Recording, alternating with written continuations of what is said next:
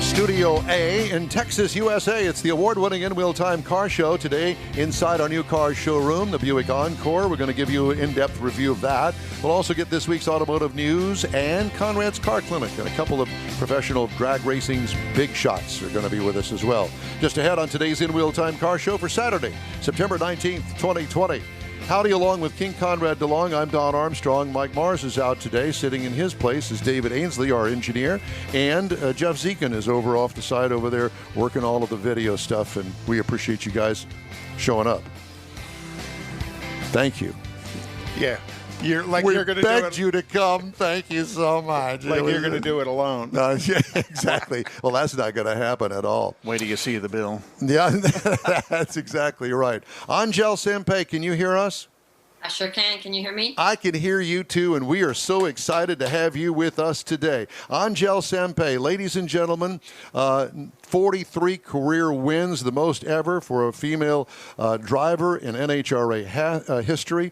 74 career final rounds, gone 6.73 seconds in the quarter mile on a motorcycle. 199.76 miles per hour is her career best speed, and it is an honor to talk to you. We have never met. I was on the drag racing circuit for a while with the Valvoline Top Fuel team, and we never had a chance to run into each other. But listen, we're all gaga here to have you with us today, and thank you so much for joining us. We really appreciate it. So are you over there in Matthews, Louisiana?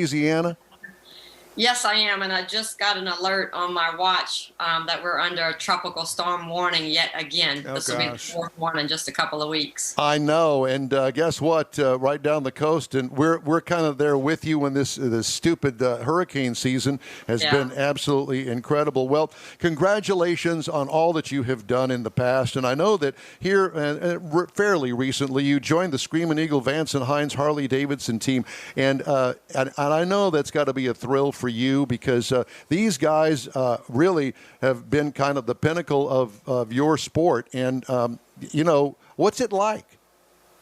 It's a dream come true for me. When they invited me to join the team, with all sincerity, I really thought it was a joke. I didn't think they were seriously trying to put me on a third Harley Davidson after 20 years of being the rival. So I didn't know what to think at first. It took me quite a while to believe them. And then, when I actually took my first trip to the Vance and Hines shop in Indianapolis, I was full of jitters, full of butterflies, a nervous wreck. Just sitting on the motorcycle in the shop, it was overwhelming and I was scared to death. But we took it out testing and I realized how much of a beast it really is. All these years I've been thinking because it's a Harley Davidson and it's a Vance and Hines team, it's got to be easy. It's got to be, you can't be beat on one of these motorcycles. But then I learned very quickly that it's the hardest motorcycle I've ever ridden in my whole career, and that Andrew and Eddie just make it look easy. What makes it so hard? What makes it so hard to ride? Everybody wants to know that, and I've tried to find the words to explain it. I think for me personally, it's coming off of a Suzuki onto a Buell and then a Harley. Each one was a little step. Suzuki to me was the easiest bike to ride. You're enclosed in what feels like a capsule. You're not feeling any wind. It's just a very easy bike to move around on the racetrack. They're a lot lighter than the one I drive right now. And then the Buell was a little bit harder because of the way the engine is and the torque. I felt that differently. The RPMs are totally different. The aerodynamics of the body are still really, really good, especially the new EBRs that some of the teams are racing. They're excellent with aerodynamics. But our Harley Davidsons are not quite so aerodynamic. And the first one I got on, when I talk about how hard it was the first Harley that I raced, not the one I'm on now, because the one I'm on now is a little bit better with the aerodynamics. But I got on this street rod, and it had this little teeny tiny windshield in front of me, and there was hardly anything blocking me from the wind. And for 20 years, I've been blocked from the wind very well. And now I was feeling all that wind on me, pushing on my shoulders, trying to rip my hands off the handlebars. And, then the torque that comes along with this Harley engine that Vance and Hines builds is unbelievable. I was used to either the power band being on the bottom of the gear or the top of the gear, but this Harley Davidson that I ride now, it has power from the bottom to the top. I mean, it's constantly trying to pull me off of the motorcycle. And just, the mental aspect of it, I was just so overwhelmed by being on this team and being on a Harley Davidson. It was mentally tough for me as well. And having a huge fan base that follows Harley as well has got to be kind of pump you up when you get on it and you think of how many of those. I was actually kind of scared if they were going to accept me because I had been on the other types of motorcycles before, and how would they feel about me coming on to the Harley Davidson team. But I've been a Harley Davidson person all my life. My dad is a huge Harley Davidson fan. He had me on the back of his Harley at 3 years old. So it was just something we couldn't let anybody know, that we loved Harley Davidson when I wasn't racing for them. If I'm racing for Suzuki, I can't tell everybody how much I love Harley Davidson. So now it's kind of like a relief. We can finally let it out. My dad can wear off his Harley gear. And I just can't tell you enough how honored. I have goosebumps right now talking about it. How honored and blessed I feel to finally be on this team, because like you said, it's the pinnacle of our sport, and I don't know how much time I have left in this sport, so I feel like I'm going to finish on top. I'm just so happy to be here. Angelle, how did you get started in pro drag racing? How did that happen? Well, I started racing motorcycles when I was 6 years old. Dirt bikes, motocross racing with my brother, my dad, my cousins. So I've been on motorcycles all my life. And then I was riding street bikes before I could even touch the ground on one. I would actually start with a milk crate under my feet, ride a certain course around the neighborhood we were in, and then end up with my feet on the milk crate so I could get off the motorcycle. At about 17, I was learning how to drag race it, and 18, we had a street bike that I took out to State Capitol Dragway in Baton Rouge here in Louisiana, and then introduced to the sport by the Cajun Nationals in Baton Rouge, and just fell in love with the pro stock motorcycle category. John Myers and Terry Vance and Byron Hines were all the people that I watched, Dave Schultz. I mean, they were just, when I was young, I didn't have, band posters on my wall. I had pro stock motorcycle drivers on my wall. So I knew it was what I wanted to do all my life. And then I attended Frank Hawley's drag racing school in Florida.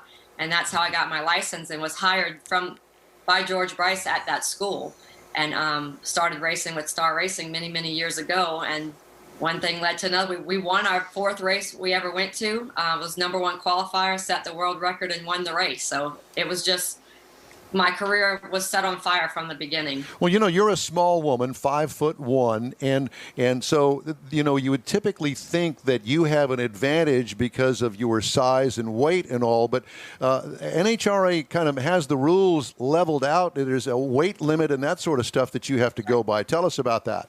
Yeah, I'm glad you asked that question, because a lot of people still, after all these years, don't know that being little it's an advantage in some ways, but for the most part, it's a disadvantage for me. I have the heaviest motorcycle at the racetrack. That's because I'm one of the smallest drivers. With the Harleys and the V-Twins, we all have to weigh 640 pounds with the bike and the driver all suited up. The Suzukis can weigh 595 or 600, depending on which engine combination they're using. So Suzuki riders have a lot less weight to maneuver down the track, and I have a lot more. And then, being as little as I am, we have to add the weight. So if you look at the motorcycle that Andrew Hines drives compared to the one that I drive, they look identical, but mine is about 70 pounds heavier than Andrew's. So he's, bigger, stronger guy. I'm a smaller female with this big, heavy motorcycle. So it's really tough to keep it straight. If it's getting out of the groove, if there's a crosswind, it's a lot harder for me to maneuver it than it is for him. But then we can put the weight where we want it, so we have a little bit of advantage with the way the bike leaves. We can get really good 60-foot times with that weight transfer. All his weight is up on top of the motorcycle. A lot of mine is down below. So there's a little bit of an advantage, but like I said, for the most part, it's a beast. Is it a heavy, heavy beast, and it's hard for me to get it straight down the racetrack. Well, and you had talked about the wind because the fairing on the Harley is so much smaller. It's not just the wind pushing on you; it's the wind that's pushing the bike around because it's pushing on you. And I don't think people really understand how I'm going to say dangerous that is. You just mentioned crosswind as well. We're like a rudder in the wind, is what we are. If sometimes, and it just happened to me in Indy, actually, it's when I had to race against Scotty, the grandstands were protected. We had a pretty strong crosswind, and the grandstands were protecting that wind. But as soon as we got past the grandstand, a gust of wind got me, and it was like I'm going perfectly straight, and instantly, but the bike takes a left-hand turn, and it just goes straight to the center line. And I had to roll off the throttle. So if anybody watched that race and they saw that I only did 170 miles per hour, that was because as soon as that wind gust got me, there was nothing I could do. It was so strong and so hard, and I wasn't big enough to pull the bike back, so I had to roll off the throttle, and ultimately lost the race because of it. Angelle, we got a lot more to talk about. We're going to take a quick break here. Stay with us. We'll be right back. As America gets back on the road, a lot of things have changed, but not the need for drivers to be safe. With that in mind, it's time to review our safe driving checklist. First, you're in your car. Check. You're sober. Check. You're wearing your seatbelt. Check. Your phone is put away. Check. Great.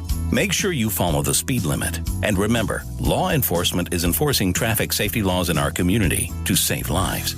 Paid for by NHTSA. Advance Auto Parts and CarQuest present the Gary Merrill Memorial Pro Modified Race with a purse-busting $7,000 to the winner. Saturday night, September 26th at Houston Motorsports Park. Gates open at 5. The commemorative Air Force flyover and racing at 6. Wear your mask. We've got social distancing and sanitizer. Enjoy dollar hot dogs and dollar beer. Advance tickets online at NASCARHouston.com. Saturday night, September 26th. Gates at 5. Racing at 6. Houston Motorsports Park. The $7,000 Gary Merrill Pro Modified Race. Bring the kids.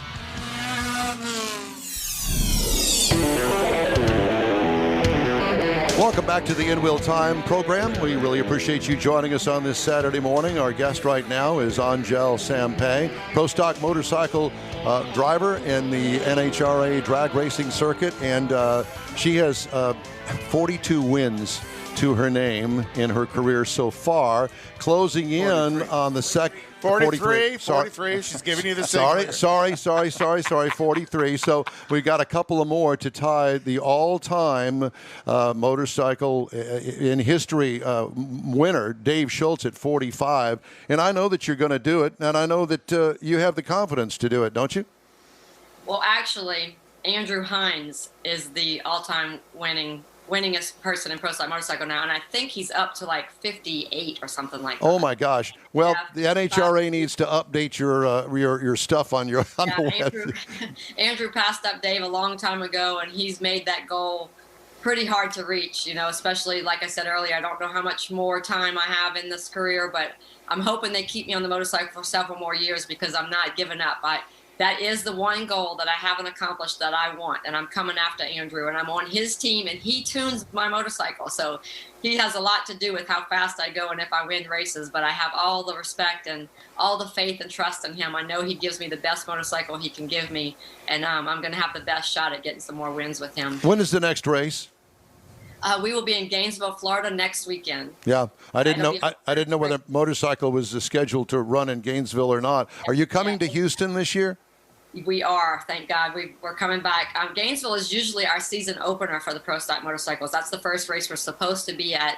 We went there, we were ready to race, and that's when the coronavirus hit, and they sent us all home and told us we'd come back. We've only had races in Indianapolis since. We've had 3 for the bikes. So this will be our first race this year out of Indianapolis. I'm so excited to get to another track and see some new faces. And Gainesville's a wonderful race for us because it's a motorcycle area. They love bikes there, but really happy to be coming back to Houston this year. I call it my home race because it's the closest one to home, so lots of friends and family usually make it there. And how is it with your fan base over here? I would imagine that it's A-OK to walk up to the ropes and say, hey, Angelle, need a signature here. We're going to get a picture with you. You good with that? Yeah, it's a little weird right now. We're having to mask up and do the social distancing thing. We try to sign autographs and leave them out pre-signed for the fans to grab them. But it's hard. My favorite saying is it's hard to be Cajun and social distance at the same time. That's bad. That's absolutely perfect. We're all about being social, hugs and kisses and just being close to family and friends and fans. And I love standing at the ropes and talking with people and taking pictures. So the way we've been having to do it lately is really tough on me, and I've probably broken a few rules here and there, gotten a little too close, but it's hard to do. My fans are so supportive and so loving, and if they want to take a picture with me, I can't say no. So I've tried to stay a little, try to keep a little distance in the picture, but it's hard to do. So I understand that you're a big animal lover. I want to get personal with you for a moment. Tell me about your pets. Right now, I'm very limited on pets. I've been traveling so much; it's hard to keep track of them at home, or I'll have to have someone come over and help. But we're down to a chinchilla and a rabbit and a cat right now.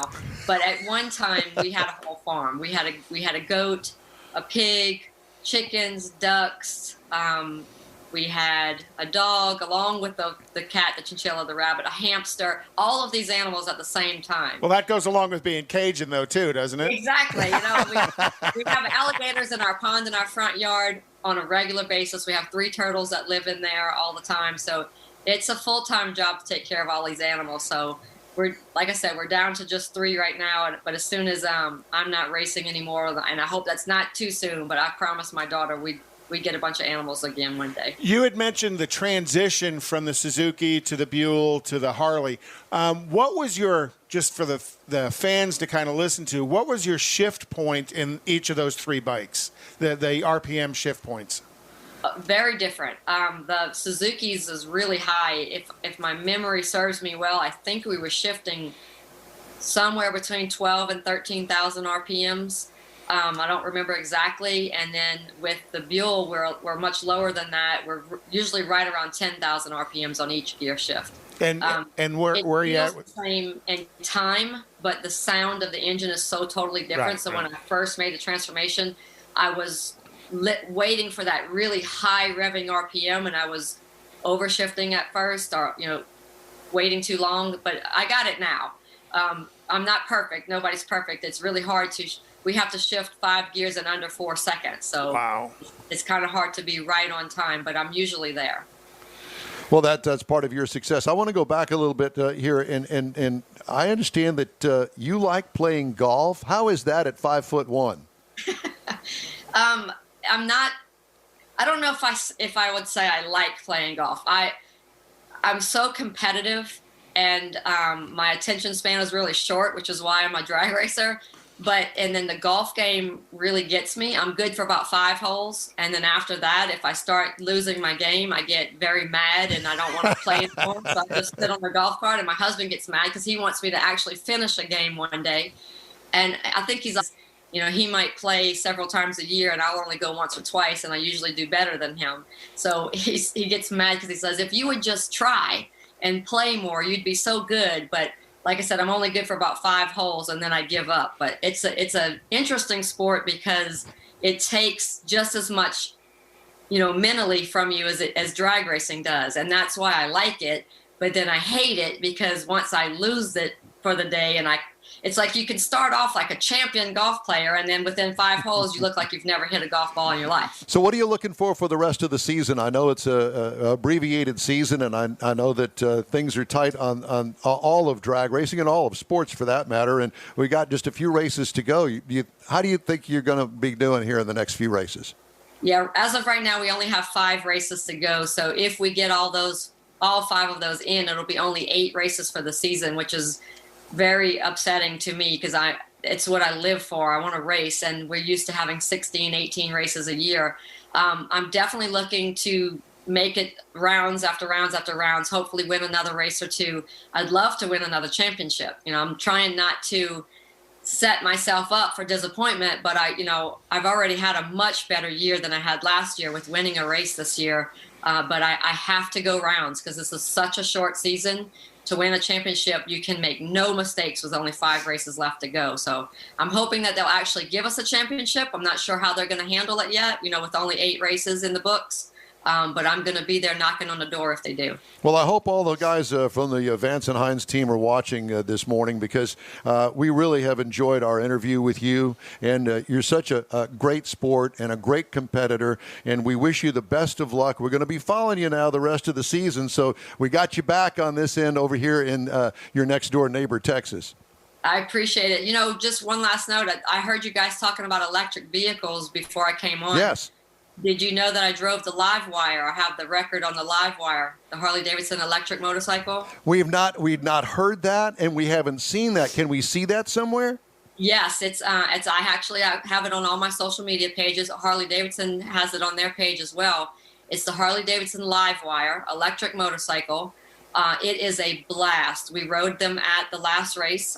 We did a couple of passes on them in competition. Eddie and Andrew raced each other.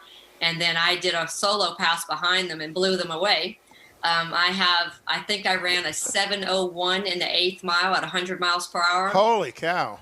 Yeah, and the quarter mile I ran on 11:15, I think it was, at 110. The bike tops out at 110. It won't let you go any faster than that. But it is a blast. I had so much fun on that motorcycle. They are really good-looking bikes, fun to ride, so you have to check them out, Harley-Davidson Live Wire, and they're perfect for girls. And I don't want to take anything away from the guys because let me tell you, they are a fast motorcycle. But for any females that are looking to ride and are intimidated by shifting and a clutch, the Live Wire is for you. I'll go find that video, and I'll post it on our Facebook page. Yeah, you got to check it out. It's awesome. Angelle, thanks again. We really appreciate it. Best of luck to you. We'll be following you. You stay safe over there with our hurricane coming. All right, thank you. For having me. Thank you very much. Thank you, hon. Bye-bye. All right, Angelle Sampey, Pro Stock motorcycle rider for the Vance and Hines team. Great How awesome interview. was that? Yeah, it How really awesome was. was that? Yeah. She's a true champion and a true representative of her sport in a very good way. All right, well, we're going to have our car review coming up, and we're going to take a quick break. We're right back here on the In Wheel Time program. There's no greater pain a parent can suffer than losing a child. And yet, heat stroke deaths in hot cars are on the rise. The temperature inside a vehicle can reach deadly levels in just a few minutes. Leaving windows cracked does not help. These preventable deaths can occur even when the outside temperature is as low as 57 degrees. Never leave your baby or child in a vehicle, even for a short period. And always check the back seat before you get out of the car. Where's baby? Look before you lock. Paid for by the National Highway Traffic Safety Administration. As America gets back on the road, a lot of things have changed, but not the need for drivers to be safe. With that in mind, it's time to review our safe driving checklist. First, you're in your car. Check. You're sober. Check. You're wearing your seatbelt. Check. Your phone is put away. Check. Great. Make sure you follow the speed limit. And remember, law enforcement is enforcing traffic safety laws in our community to save lives. Paid for by NHTSA.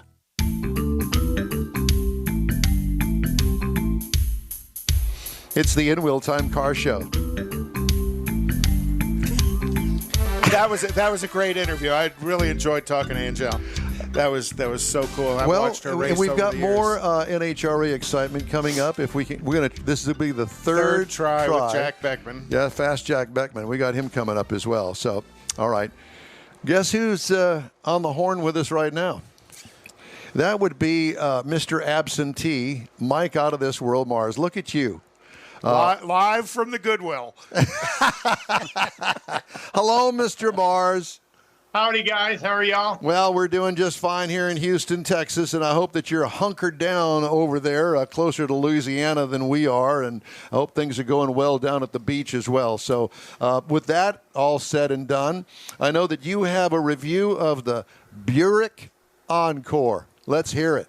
Let me tell you, I found this vehicle so interesting after I got into doing the research on it. I mean, we're talking about the compact crossover, a brand new crossover from Buick, and it actually slots between the Encore, because this is the Encore GX, not the GX as a trim level, but as a separate vehicle, and the essence is the trim level on it. So it slots between the existing Encore and the larger Envision. And it's actually on the same platform as the Trailblazer to give you an idea of what size it actually is. Comes in 3 different trim levels, the Preferred, the Select, the Essence, which is the one that we had. So again, it's all new. It looks a whole lot like the Encore, but it's got a little bit different styling, a little more contemporary styling on the corners and on the edges of it. So of course, up front, you're going to find the LED lighting package. You got it's all around with fog lights included. It's got the rain sensing wipers, roof side rails, had a panoramic sunroof in this big thing, and had the hands-free power liftgate, which is an option on the Buick. And we were rolling on some nice 18-inch aluminum wheels on the exterior of it. So once you got into the inside of it, We had the optional leather seating surfaces. The front seats were heated. The rear seats were a 60/40 folding back seat. The front passenger seat on this vehicle actually folds down so that if you've got a long cargo, like an 8-foot 2x4 or something, you can actually get it in there in this vehicle because of its additional size. We had the surround vision camera. We had the heads-up display. Got a nice 8-inch touchscreen in the middle of the dash, which is where we're going to find the Buick infotainment system with all the convenience controls, the Apple CarPlay, the Android Auto, all those good things. And this vehicle behind the rear seats got 23.5 cubic feet of storage. The standard Encore is at 18.8. So you pick up a little bit of storage there because of the additional size of the vehicle. Now, up under the hood, it's got the 1.3 liter turbo. Now, this is a 3-cylinder engine, and I didn't realize that they were still putting 3-cylinder engines in these vehicles. The 1.2 is standard, but the 1.3 is the optional kind of an upgrade. 155 horsepower, 174 pound-feet of torque, and it's backed by a CVT. There is, if you step up to a little bit bigger engine, there is an automatic 9-speed available, but this is the one that we had. The EPA says it should be looking for 30 miles to the gallon in the city, highway 32, and combined is 31. So that's really a narrow band of what they've got, and it's something to do with that, the power of that 3-cylinder attached to the CVT. And it's kind of weird to look at it like that. But what I really think, I could stand to have a little more juice. I don't care if it's a turbo 3-cylinder or if you step up to the 4-cylinder. It was fine for running around town, but out on the highway, it seemed like if I was trying to make a lane change or pass somebody, I really wanted a little more juice to it. Has a real nice Buick ride out on the highway. It's got some nice firmness to it, but it's also kind of smooth. Now, if you're looking for something that you want to compare this vehicle to, you're looking at maybe a Mazda CX-30, base price $21,900, a Honda HR-V, the base price on it's going to be $20,900, or the new Kia Seltos, based on its $21,990. Now, a base Buick Encore GX. Remember, this is a little bit bigger than the regular Encore. It's a brand new vehicle slotted in there, actually to get more to the younger crowd that's looking for a more contemporary vehicle than what the Encore is. So the base on it's $28,500. So it's a little bit higher than some of the competitors. The MSRP on this vehicle, as tested, is $33,465 for the new Encore GX vehicle. And that's my review of the new Encore GX. Mr. Mars, you've done a fabulous job, and we appreciate that. And, of course, we're running a little bit behind, so we're going to say bye-bye. Bye-bye. You stay safe over there, and we'll talk to you later, sir. All right, time now for the national events calendar, and Conrad has that. Well, next weekend up in Fort Worth is the Good Guys Lone Star Nationals, and that's going to be a huge event of street rodders. We talked last weekend about Mustang Fest in Corpus Christi, Texas, October 2nd, and they're going to meet up in Mustang, Oklahoma, and drive on down to the Mustang Fest in Corpus Christi. That should be kind of cool. The SEMA Fest the SEMA show is November 3rd through the 6th, and I'm not real sure. Yeah, I'm not real sure what the status is on that. As of right now, it shows that it's still going on. Well, I just saw a story yesterday that Las Vegas is going to be opening up again finally. Well, they also saw a story last night that there's a big infection in the workers in some of the casinos in Las Vegas. Oh, yikes. October 15th through the 17th, the Charlotte Auto Fair, which is another street rod event. October 24th, the Japanese Car Classic in Long Beach. And you love those JDM cars. The Japanese domestic markets. Yeah, I do. So that's kind of a taste of what's going on here in the next couple of weeks nationally. You are the man. Thank you very much, sir. The In Wheel Time Car Show streams on Facebook, YouTube, and In Wheel Time podcasts available on Apple Podcasts, Spotify, Stitcher Radio, iHeart Podcasts, TuneIn, Google Podcast, and Podcast Addict, among others. The In Wheel Time Car Show continues right after this quick break. Stay with us.